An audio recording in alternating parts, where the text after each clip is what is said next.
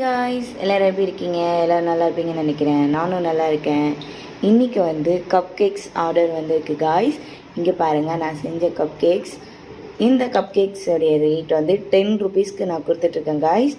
So எப்படி பாருங்கள், இது சாக்லேட், இது வந்து வெண்ணிலா, அது சாக்லேட்டும் ஸ்ட்ராபெரியும் கலந்தது.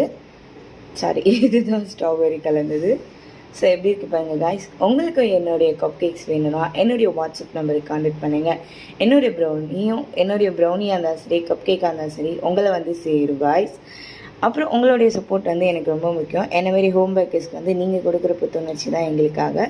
ஸோ என்னுடைய கப் கேக்ஸ் உங்களுக்கு பிடிச்சிருந்துச்சுன்னா என்னுடைய சேனலை லைக் பண்ணுங்கள், ஷேர் பண்ணுங்கள், முடிஞ்சால் சப்ஸ்கிரைப் பண்ணிட்டு போங்க காய்ஸ்.